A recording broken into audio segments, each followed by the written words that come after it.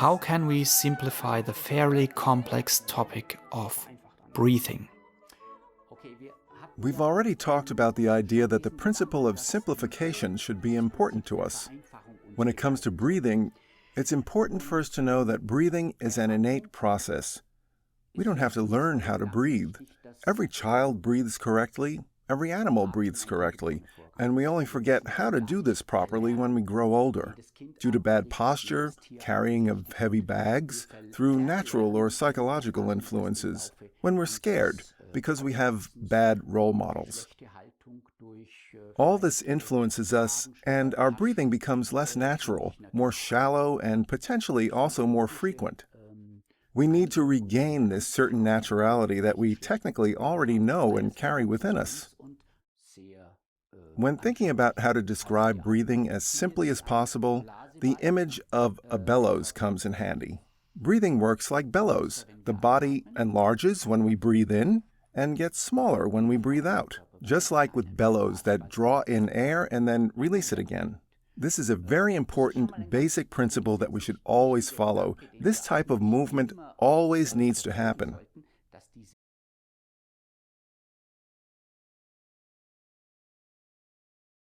In order to breathe, we first need enough space that we make to let the air rush in, to give space to this air so movement can follow. We also need flexibility, because of course this movement is a constant dynamic process that is never rigid or fixed in any way. Even when we use a lot of force, the type of movement is always important. When examining the two aspects, breathing in and breathing out, we can again determine the most natural approach to this. An intake of breath, as we all know, needs to predominantly be free and deep. Free means that we need air passages that don't create any friction or resistance, so the air can rush in. Deep means that we need to be able to use the entire capacity of our pulmonary volume. We don't always breathe using 100% of this capacity, but the flexibility and freedom of breathing should provide everything, including the well-known diaphragmatic breathing. Now, if we try to achieve all of this, there are two very simple things we can use for guidance in order to achieve a good intake of breath. One is this reflex of suction, meaning that if we suck in the air, as we would do with the spaghetti noodle. The second reflex we think about is yawning. Both are reflexes that we're born with, yawning and sucking. The yawning ensures that the air passages are open and free. When simulating a yawn, you can only try to simulate it. You will notice that your tongue and your larynx are low. The diaphragm is relaxed. Of course, you can't feel that because it doesn't have any position nerves, but we really can lower our diaphragm. Yawning and sucking are two reflexes that we can work with without thinking too much about what needs to happen in order to breathe deeply. Of course, all these things are only useful to us if we also have the opportunity to experience them physically. To train and to practice them, we need to continuously be able to do an exercise that shows us this is where we need to get. For that as well, there are very simple tools. These tools are basically always things that we have access to in everyday life. I'm not a huge fan of very complicated equipment because that always supplies us with excuses not to do something. The most important thing is that we actually do our breathing exercises. One very simple tool that can train the intake of breath is a piece of garden hose, a short piece with a diameter that's not too large. We put the garden hose in our mouth, cup it with our lips, and simply breathe in and out while sucking on the hose.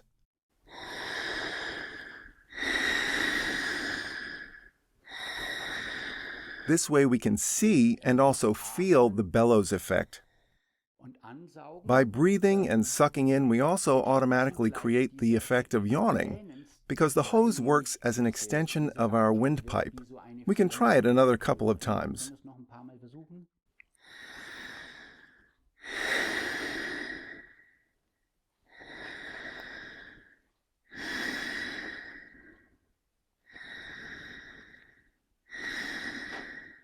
It gives us that nice sensation of freedom and openness and also conveys the idea of regular, unrestricted breathing.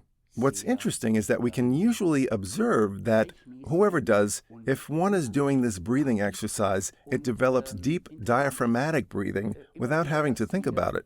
This almost always works, which is why it's a great tool to train and experience good breathing.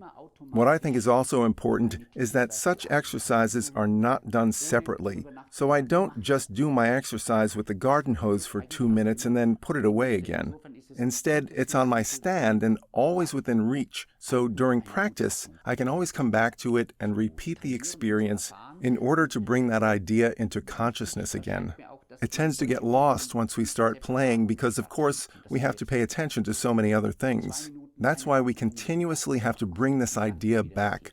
So this is free, deep breathing. That's what you can then also transfer onto your playing. It's important to do such exercises not only as isolated exercises, but that we do them with the knowledge of, I will transfer what I have just experienced into the instrument, and I will not revert back to my old habits. We can also recognize and test a good intake of breath by observing the breathing sound. It's not a very loud sound, but it should always be this dark,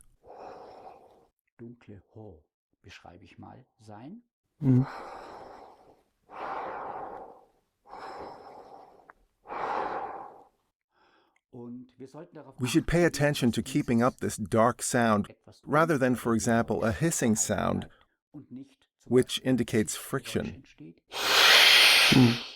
In this case, the tongue is positioned too high or the throat is too narrow. Something else you see quite frequently is this loud, almost wheezing sound. Many think that's what free breathing is because it sounds so dark, but in reality, it means that there is some sort of constriction deep within the throat so that the air can't rush in freely. It's always good to observe what we do, especially, of course, while we're playing and might have to breathe quickly. You see that a lot. However, it should always be that free breathing.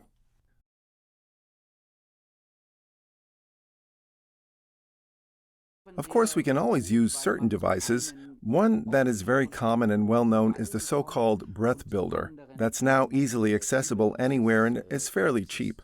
It's good because, for one, you get optical control over this ball, but you also get support for your breathing through this tube, similar to the garden hose, by sucking in and releasing the air. Could you please demonstrate that briefly? Inhale deeply and exhale through the tube. Jetzt wieder durch den Schlauch und durch... Genau. Wunderbar.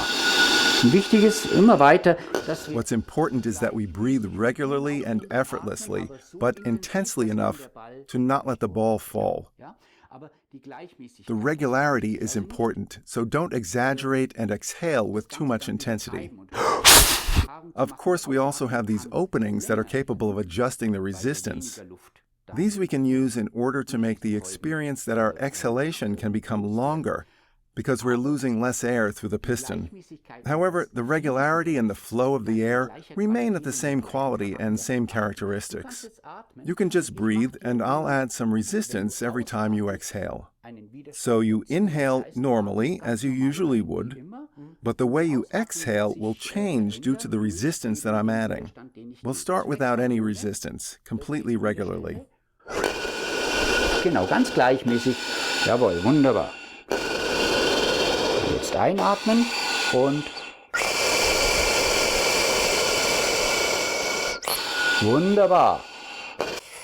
Now you need to exhale more intensively while staying regular. Do it one more time. Wunderbar. Prima.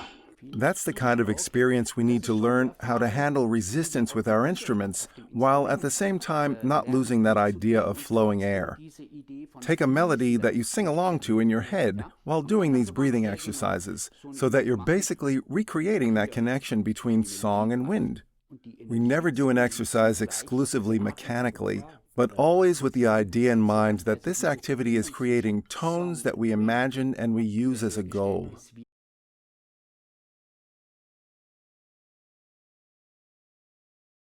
You can do this as a nice inhalation exercise as well. Many people probably already know this airbag. It's available to buy in many different variations now. There are many different ways to work with the airbag. For me personally, I especially see it as an opportunity to train the flexibility of my muscles of respiration. Flexibility also in the context of sensing it. We can get all the volume we have access to moving and go from diaphragmatic breathing to filling even the uppermost tips of our lungs, and then releasing all that air again. The airbag is a great tool because we can optically observe how much air we're using and what exchange is going on. You take a deep breath, then put the mouthpiece on your mouth. Blow up the airbag, but then release that same air out of the airbag again by sucking on it.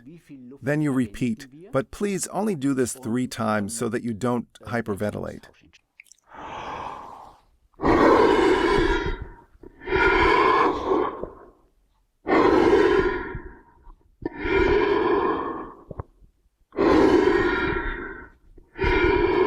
Okay. Doing this, you may observe an interesting phenomenon that we see a lot. When you breathe in again, you don't actually take the same amount of air back up that you've previously released.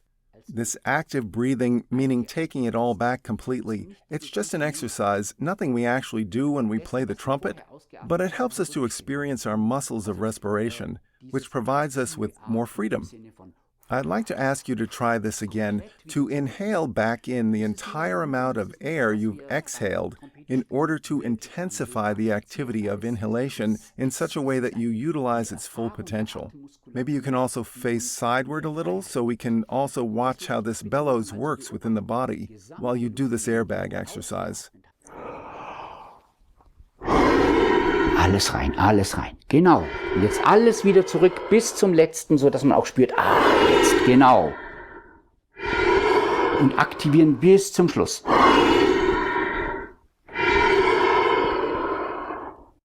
Now I felt as if I could have inhaled even more.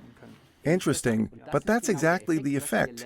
We learn to expand the possibilities of our breathing facilities even further. If we don't challenge them, we won't feel them at all. And out of sheer comfort, we remain at this lower boundary of our ability. This way, however, we even get the feeling of, oh, okay, it's a little like stretching, meaning I gain more space and more capacity.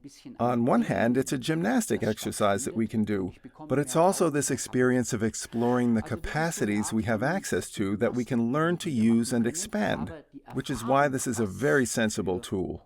Again, this is something you won't be training for hours at a time, but it's simply an experience that you can make over and over again, store it in memory, and then compare what happens when breathing without the tool, how it works. Still, like I said, we usually never actually breathe with this intensity when we play music.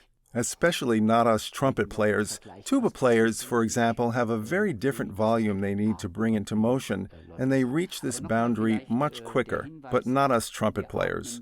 The quality and flexibility remains the same, and we then have some potential available for free breathing that we may use.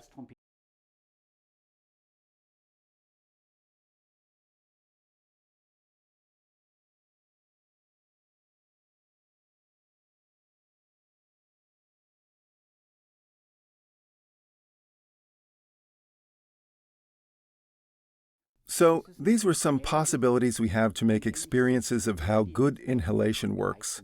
For exhaling, a similarly simple idea should be our companion. What do we need? We need moving air, as I've already explained in the context of wind. Moving air that makes our lips vibrate. Again, think about the famous violin bow. That can also demonstrate visually what happens when vibration is created and vibration is transformed into tone. What's important is that we can actually practice and actualize this idea of movement. We need to figure out exactly what flowing air means, because often there's a bit of confusion in our perception of it, where we equate air pressure with movement. They're not the same. Of course, pressure is created when intense movement at great speed, which we need, is present. We need it also at high altitudes, this great speed of air, so this does create an impression of pressure being created. Movement in itself, however, always means to give, to use up, and to not push against a resistance. To train this continuously and to transform this into practical experiences as well is crucial in order to work with the right information for the body when playing. There's really simple exercises for this as well.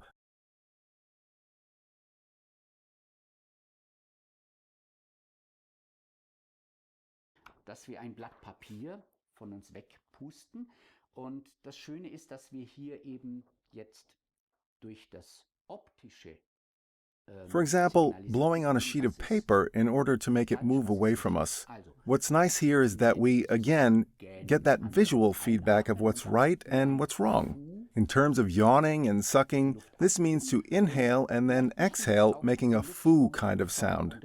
What's also important is to give shape and direction to this flow of air. So in this exercise, we imagine a point where our column of air will hit and move the paper.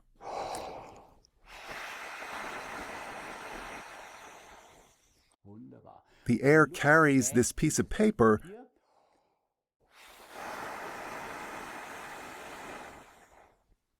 just like air carries tone, and we notice immediately when the process is disturbed by any wrong activity. The moment you try to force it, not much happens. If we try to do it explosively, then there will be only this one effect before the energy collapses again. We can observe all this optically to find out what the necessary regular and sometimes surprisingly light activity is that we need to support a tone. This intensity may be sufficient for a G1, but if we have to play a fortissimo C3, we'll need a higher intensity. Still, this is a good exercise to train how we experience the flow of air. As simple as it is, you should do it often. Repeat it, also during practice. While you practice playing a piece, recall this experience and find out what the difference is between what you do with the instrument and what free-flowing air means.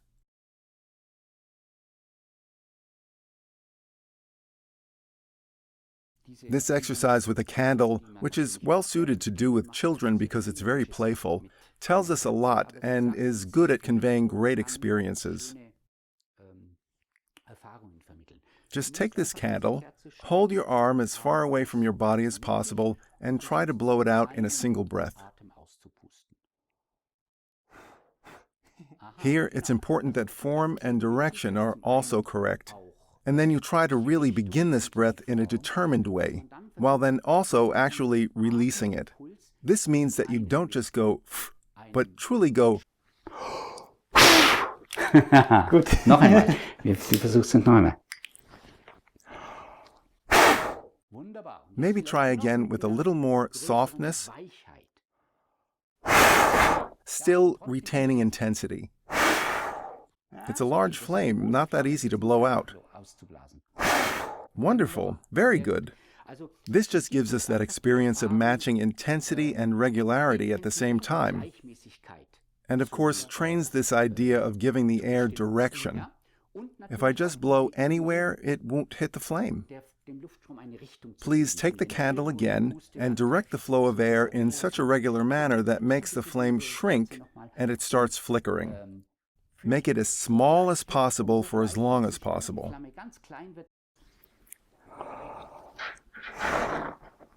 Don't stop, don't stop. Exactly.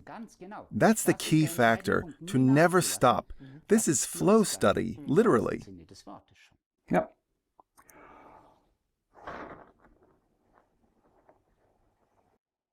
Very good. Now, try working on one other small aspect. Make the start of the impulse less jerky, more regular. That way, you'll have the energy to let the flame shrink from the start. This is basically training for piano tone. It also trains how to properly start tones.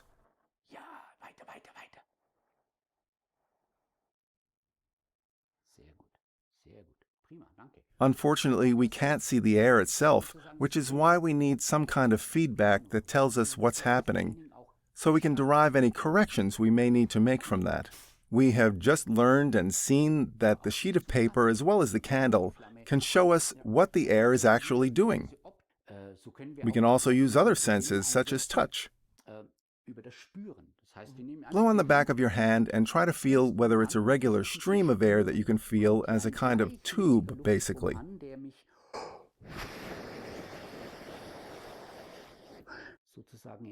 It's regular, powerful, maybe even warm. Just try to feel what's going on and find out whether it starts carefully and small and then opens up, or whether the accelerator is floored from the beginning in the way that I need in order to immediately have access to that energy.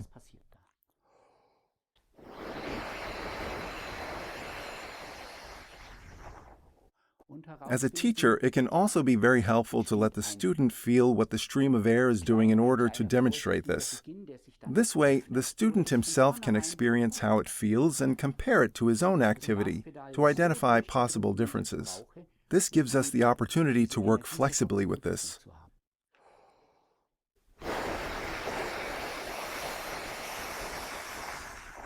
You can even make your student aware of this while they're playing by blowing on the back of his hand or anywhere else to really bring this idea to their mind while they're playing. Those things work as a signal to tell us this is the right way.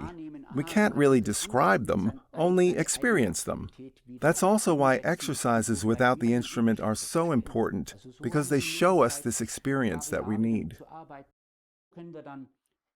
Similarly, we could work with just the mouthpiece by just blowing backwards through the mouthpiece through the shaft.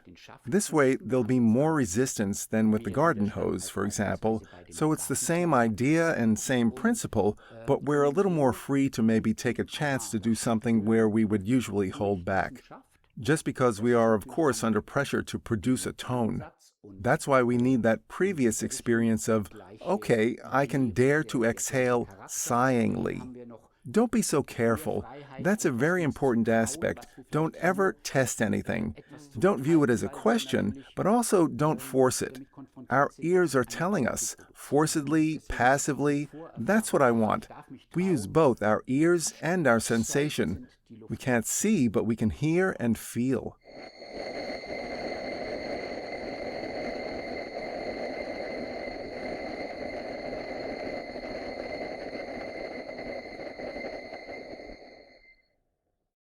You can, again, create that connection between wind and song for this exercise by just using the shaft to do our fingerings on, and internally sing a melody. You can sing this internally, and that way you're already making music.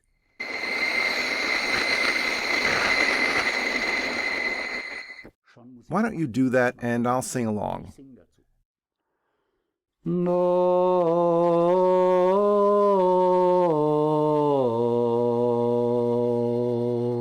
Now, we've nearly achieved what we also need to transfer onto the instrument. That's why we use exercises like this to really become aware of what's going on and to also observe what changes are happening in our bodies that can lead us towards success. We'll then be able to notice what's different when we're playing, and we'll be able to hear that it influences sound. And if I do this, the sound changes yet again, which gives us some sort of feedback, an action and reaction, which then enables our practice to actually become really effective. Of course, you could also do these air solo exercises by just using the instrument, by taking the mouthpiece and closing your lips around it tightly to then blow through the instrument's tube.